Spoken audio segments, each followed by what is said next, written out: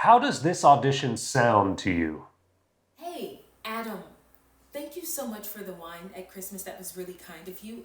I've been hesitant to say this because I know you're on Broadway and you need to practice and everything, but you've got to stop singing at 3 a.m. How about this one? Hey, Adam. Thank you so much for the wine at Christmas. That was really, really thoughtful. I've been hesitant to say this because I know you're on Broadway and you have to rehearse a lot, but you've got to stop singing at 3 a.m. Today, we're talking about how to make a professional self-tape sound great. I'm Adrienne Walker. And I'm Austin Cook. And welcome back to 32 Bar Cut, where we share insight into all things Broadway, stage, TV, and film, giving you our tips and tricks on how to navigate this crazy career in show business. And today we have a special video for you where Austin is going to take the reins and give you the ins and outs on how to improve the sound quality of your self-tape auditions. We're going to show you different types of gear you can purchase, the setup that you'll need for your own personal audition, as well as an overview of the software that you'll need as well. Before we begin, let's talk about why this is important. Adrienne, why does the sound of a self-tape matter? They've got to hear you, and they've got to hear you at your best. And if your sound is clipping on your video, that is not the casting or the director or the producers hearing you at your best. That's right. Quick disclaimer, we should say that if you have pristine audio, is that going to book you the job? Of course not. Absolutely not. But what we're trying to do today is to get your audio sounding clean, clear, and not distracting so that they can focus on your performance. If you're in a cavern sounding, there's all these echoes and this reverb, and it just sounds like you're swimming, they're so distracted they can't concentrate on your performance. So we're just trying to get out of the way today, give you some gear, give you some tips on how to make great, clean audio in your self-tapes. Yes.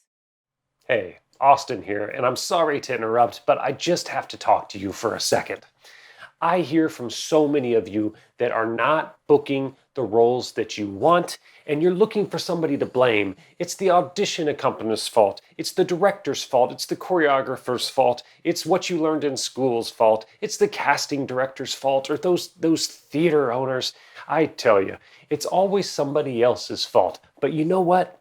It may be that there's something that you're doing that is wrong, that you're not auditioning in a way that's best serving you to book the roles you want. Listen, our channel, 32 Bar Cut, we've got tons of free videos out there to help you do just that, to learn what the pros do. But if you want the full guide, if you want to know everything there is about a professional Broadway audition, then please check out our course. I built this thing just for you. It's over 18 hours long, and there is no stone unturned. We talk about everything you need to know for your audition. And look, just for you, I'm giving you $300 off. I want you to take the course. I want you to love it, okay? If you don't love it, you get your money back, all right? I want you to love this thing. I want you to tell all your friends, and I spent a lot of time working on it just for you. If you use the coupon code YouTube, $300 off. I hope to see you there, and I know you can start booking the roles that you want. Okay, let's talk about how to make a great sounding self-tape. Now, first we need to discuss the equipment that we need. And when we think of audio equipment, we of course think about microphones. There's a whole ton, thousands and thousands of microphones to choose from, but today we're just going to be focusing on a few that I think you may want for your self-tapes at different budget options. We have premium options, we have like a medium options, and then we have, of course, the budget options, the cheap options, and we have used all of those in the past. Yes. We keep upgrading our setup bit by bit by bit, but we're going to explain all those options to you and also give you comparisons so that you can hear what an audition might sound like on the cheap option versus what an audition might sound like on the expensive option. Yes, and all of those options will be linked down below in our description box. We do use affiliate links, which means that we get a small percentage of the purchase, but it is of no extra cost to you, and it does help our channel a lot. Speaking of helping the channel a lot, if you can go ahead and hit that like button, hit the subscribe button as well with the notification bell on, and then you'll stay updated whenever we drop a new video. So, Austin, yes, what is our most premium or best option if I want to self-tape at home? Yeah, your best option is going to be either a shotgun mic or a lavalier mic, or what we call a lav mic. Now, why are these the best options? Well, you have to think of self-tapes as a film medium, and what do we use when we're on set on a film? Well, if you've never been on set, then you may not know. We'll tell you today. But for those that have been on set, there's usually two options they'll use. They'll either give you a lavalier mic and they'll wire you up just like we're wired up today with lav mics, or they'll have the boom op, which you traditionally see when you see a film, and he's got a big boom, and then he has a little shotgun mic, which we'll talk about in a second. But let's talk first about the lavalier mics and why we love to use the lavalier mics. When using a lav mic, what's great is that you wire them up, as you see we've got wired here. You wire them up, you can hide them in your clothes right behind, or you can put them on your lapel too if you want. Adrienne's is under her sweater. And what's great about that is you're getting as close to the voice as possible. So it's picking the voice up naturally here, and it's also picking it up on your reader or your co-star over there. And you don't have all that room noise. You don't have the refrigerator that's far away, the outside noise, people walking around. It's just a little more intimate because the microphone is literally closer to your voice. So that's a great option. Now, what are we using? We're using the Rode Wireless Pro system. This is by far my favorite that I've used. It's just easy. And when you're dealing with self-tapes, we know that you want it to be easy. You don't want to have to setting up massive systems, and this is not working. It's just, the Wireless Pro is so great. It comes in this little what do you call this? Like a little container, little carrying case, USB-C in the back, plug in to charge. And then these receivers that you have are very small, smaller than the ones you have on set. And they just pop right in here, they charge, and then there's a receiver on the camera that plugs into the camera. Easy. And then it's all wireless. You can walk around, you can move, and it's really simple and easy to use. The other option, coupled with the wireless lav system, of course, is a wired lav, which would look something like this. It would be a long cable, but it would connect all the way back to your camera. The downside of using that is that you can't plug two of those into your camera. Your reader is not going to be heard because it'll only be for you. Now, if you were just singing with the piano or you were singing a track by yourself, you could possibly use that and make that work. But normally, most people nowadays don't want to deal with a long wire back to their camera.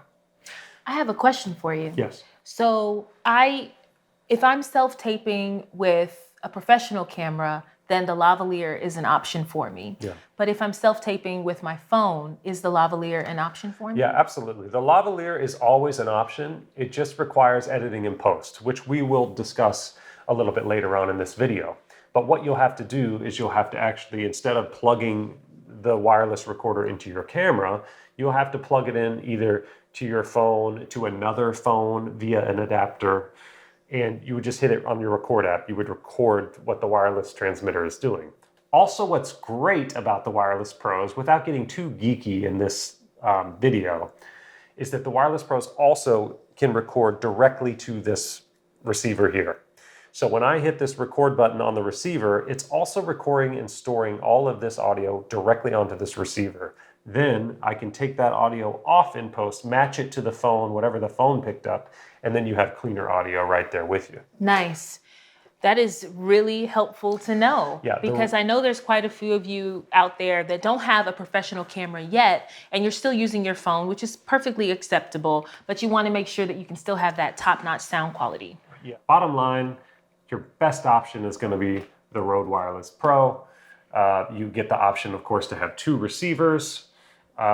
Two microphones and it comes with, what's great is it also comes with this other case that looks just like the charging case, but it comes with all the accessories, the ways to mount it to your clothes, the little windscreens on it, the actual microphones. It comes with two microphones that wires up, so you don't have to pay for all that extra stuff, which is really nice and really handy. So I think this Rode Wireless Pro is definitely the best option for at-home self-tapes. Yeah.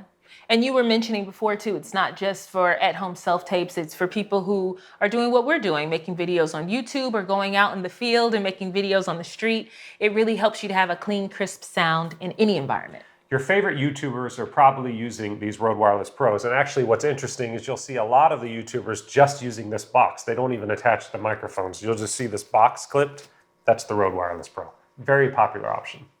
So, speaking of options, Yes. what is our next option for self-tapes? Yeah, let's talk about shotgun mics because those are very popular as well. When you're on set, most of the time an audio engineer will prefer the shotgun mic sound because it's a higher quality. Why? Because obviously this microphone, in simple terms, is bigger than this microphone. A smaller microphone just has less diaphragm to pick up the sound. Shotgun mics are going to capture better audio. The downside, why wouldn't you use that all the time then, you ask? Well, good question. The downside of it is it's directional. So when you're in a self-tape situation, it's great for capturing the subject. So it's great to use when you're capturing just yourself. Maybe you're just singing, or maybe it's just a monologue or whatever. Then great, use the shotgun mic. But you have a reader that's behind the camera normally. You're going to have a hard time hearing the reader. They're going to have a lot of room sound on them. They're going to sound very distant, maybe very echoey. So it's not great for two people. Now, can it be done? Of course. We've submitted plenty of auditions on a shotgun mic. It's just not going to be quite as clean and clear of an option, say, as the lav mics we've discussed. So if I do choose the shotgun option, is this another example of sound equipment that I can use on my phone and my camera? Absolutely. So these options are tricky. This is a really great option for a shotgun mic. If you're trying to do high quality self-tapes, or you're performing, you like recording yourself singing and stuff for auditions, or you're a YouTuber, or you have like a channel, like something you need this, or making short films, the Sennheiser MKE600 is really, really great. Also comes with the windscreen. But as far as plugging it into the camera, that's what this cord is about, which I'll link in the description. This cord, of course, these are XLRs. These are called XLRs. This comes out an XLR, and then it plugs into this guy, which you'll probably see on most cameras. Like we're using the Sony a7 III, which is a fantastic self-tape camera, by the way. We'll link that as well. But it plugs right into that camera audio in slot here with the 1/8 of an inch or the 3.5 millimeter connector. And if you're using a phone, would you just put an adapter on that? Yeah, you would never use the MKE. Again, you'd have to use a standalone recorder. Like, for instance, if you're using a Zoom HN, or you're using a Zoom F6, we also have a Zoom F6. You'd have to use a standalone recorder or something if you're going to use an XLR in. Then you just use an XLR cable out of the shotgun and into the Zoom recorder. And then in post, you'd have to take that audio, put it on top of that iPhone scratch recording, they call that, on your iPhone. So to do that, if you want to go through all those steps, which I personally would not enjoy that, but maybe you more tech savvy people wouldn't mind. To do that, what's a good way to help mark where your audio is starting so that you can line it up? Yeah, nowadays it's great actually. All of your sophisticated software is going to automatically find the waveforms and put it together actually, as long as it's clearly able to pick it up. So you really don't have to worry about that as much in the past. But what's good standard? Clap. Just clap and do it on camera too. And that way you can see a good spike waveform at the beginning. What's our next option? Well, let's talk about these more budget-friendly options, right? So we've talked about the big, more expensive things, but are very professional. Let's talk about something that just elevates the sound of the phone itself and is very easy and convenient to use, which is this little guy. This is the Shure MV88A.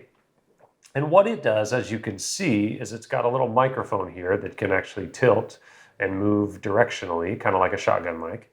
But it has a little phone port on it. So what you do here is you take off your case, and then you would put this guy, plug that directly into your phone. How convenient is that?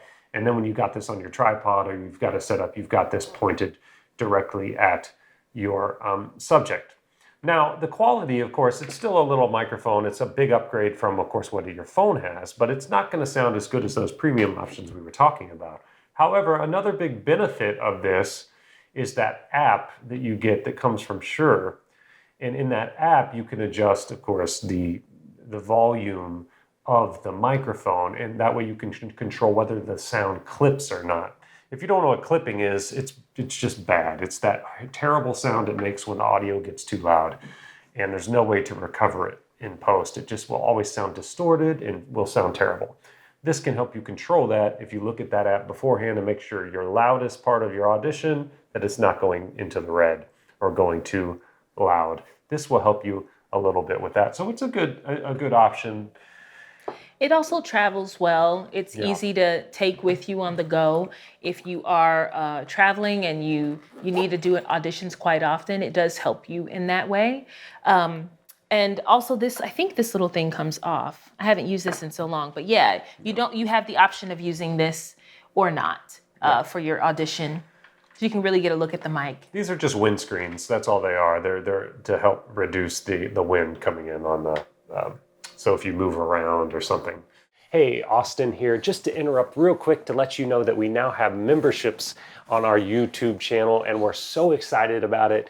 We have a membership for as low as $2.99 all the way up to the producer level. And why these are so cool is because they let you interact better with us. We can see our members, and when you comment, we can prioritize getting back to you. Also, we have full members only content now. We're making shorts just for the members. We're making content just for members that we're not giving to the general public. These are just behind the scenes moments, funny bits from Adrienne and I that don't make the final cut, or full content and getting into more depth about those questions that you have. And we also do members Q&As so that you can ask us your questions and then we can respond via video to you as well. So check out those membership options. There's a membership option for any price point, and it's a great way to let Adrienne and I know that you support us and you support the work we're doing on this channel. Just hit the join button and you'll see the options. The last thing we should talk about is, of course, the audio of the phone itself. That doesn't cost you anything extra. You all have phones and you can record just with that phone audio. Why is that bad? Well, the phone audio is the worst microphone. That's the worst microphone you can get. It's going to pick up the whole room. It also does its own internal software of adjusting audio, and it cancels things out and picks up things that it shouldn't. There's a bunch of weird things that happen with phone microphones. It's not just a clean source. So try to avoid it if you can and get you some of these other options. Again, going through the list, you have the Shure MV88A, good, option on the go, ease. You've got the shotgun mic, the Sennheiser MKE600, and then you've got my favorite option, the best option for us, which is the Rode Wireless Pro. The lavalier mics give you that clean audio for both your reader and for you. Let's talk a little bit about audio editing in post. Now, any audio editor will tell you that the best thing you can do is to get the audio correct when you shoot first. Don't try to fix things in post because it's never going to be as good as if you got it right when you actually shot it. So for you, when you're shooting on your phone, I just want to make sure that you're checking your levels and checking what the video sounds like before you spend all of the time on your audition. You want to make sure that if you're using that Shure MV88A and you have the app, for instance, check your levels. Make sure it's not peaking. If it's going into the red, then that's bad and it's going to overblow. It's going to sound clipped. It's going to be awful. Or if it's too quiet, then when you try to bring it up or do try to fix it in post, it's going to be it's going to be so loud and you're going to get all that room noise and the refrigerator humming and all of that, which you don't want. You want to make sure you're right in that sweet spot. And if you know decibels, anywhere from that 6 to 12 dB range, something nice right in there. If you do a lot of yelling in the audition or screaming or something loud, you want to make sure that you test that loud portion before you actually shoot the audition and make sure that loud portion doesn't peak. Again, because it's going to sound bad if you do.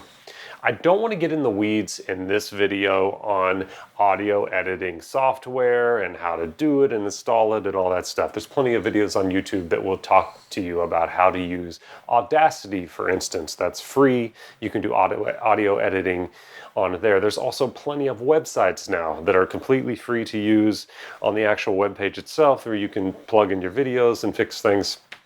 But I did want to mention for you overachievers and those of you that have asked me how I do some professional audio editing, kind of what the industry folks use, what program is that? Well, that program is iZotope's RX9. And iZotope makes great audio plugins, audio software. But this is called Audio RX. So I want you to take a look at this and I'll just show you kind of what the pros do if we have some audio that we want to clean up. So like for instance in this clip, what I'm going to do is I'm going to drag in this clip. This is one of our self-taped clips. And then if I take a listen to this, it's got a lot of reverb on it. Thank you so much for the wine at Christmas. That was really kind of you. I've been hesitant. So it's got a lot of noise represented in the orange here. This is just noise. It's kind of a visual way to see it. From the bass levels are the bottom here and all the way up to the top is the higher frequencies. And there's a way, like if I just isolate this noise right here, that's just room noise. What I want to do is go over to voice to noise, and I can actually just select this little piece here, come over here and learn, and iZotope is kind of going to learn what that sound is. Then I'll select all. I can take a 13 decibel reduction here is what I found has worked for us. It's for dialogue, surgical. I'll hit render, and really quick you can see how, wow, it took away a lot of that sound. So now it's a lot quieter on the room noise. Hey, Adam. Thank you so much for the wine at Christmas. That was really good. Okay, so it's already sounding a little better without the room noise, but you're hearing a lot of delay, a lot of reverb on that sound, right? We're getting a lot of reverb, so we want to get rid of that. So if I do that, I'll come over here, get rid of voice to noise, and I'll come over here to de-reverb right here. And then I can use, there's some great presets in here. I can actually just do some light vocal processing, for instance. Tell you an 8, but let's just do what it says here. And I'll go ahead and render that out just so we can hear it. And you'll already hear a big difference. Hey, Adam. Thank you so much for the wine at Christmas. That was really kind of you. I've been hesitant to say this because it's already improved. As you can hear before, here's the before. Hey, Adam. Thank you so much for the wine at Christmas. That was really kind. Here's the after. It's a little better, but you're still getting early reflections. I could try to take those out too. Again, the quality of this mic is terrible, so it's not going to be great. Hey, Adam. Thank you so much for the wine at Christmas. That was really kind of you. I've been hesitant to say this because I know you're on Broadway and you need to practice and everything. It already sounds a lot better. Now what I'm getting is some weird, there's the EQ is weird. It's a little bassy. I could try to take some of that out. You know, you could preview here with this. You've got to stop singing at 3 a.m. That's a little better. There's also some sibilance up there that's a little annoying I could take out. These are some advanced, really advanced techniques. But just to show you, it is possible to take bad audio, get it a little bit better in order to send off your auditions with something that sounds a little better.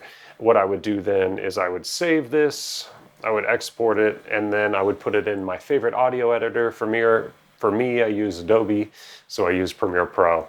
Put it in there and just replace the audio with this new clean audio that I've made in iZotope RX. Okay, that was just for you, those of you who are wanting that professional setup. You really want to get everything dialed in. You could do something like that. That's an extreme example. You don't need to do that for all of you others out there. Just keep it clean and easy. Just make sure you've done the work before you start shooting. You'll be good to go. Thank you so much for those options, Austin. I think that that's going to be very helpful to our subscribers out there.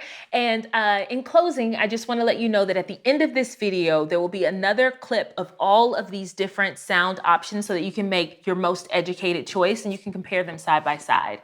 We also have a merch store open. If you look down below, you should see some merch scrolling at the bottom of your video.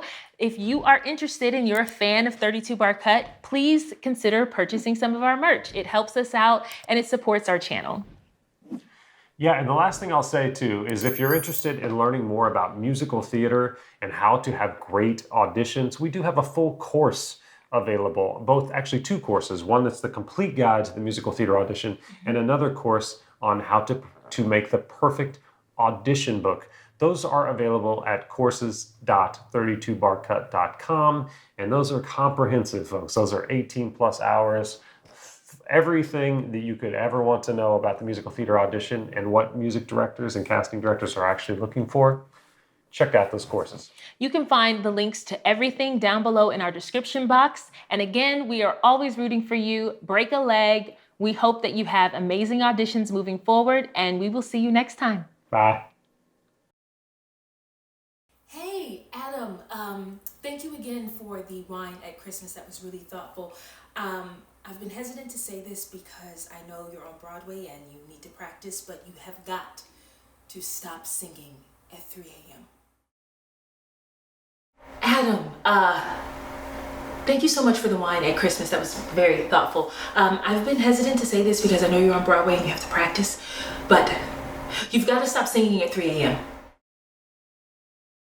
Hey, Adam, thank you so much for the wine at Christmas. That was really kind of you. I've been hesitant to say this because I know you're on Broadway and you need to practice and everything, but you've got to stop singing at 3 a.m. Adam, thank you so much for the wine at Christmas. That was really, really thoughtful.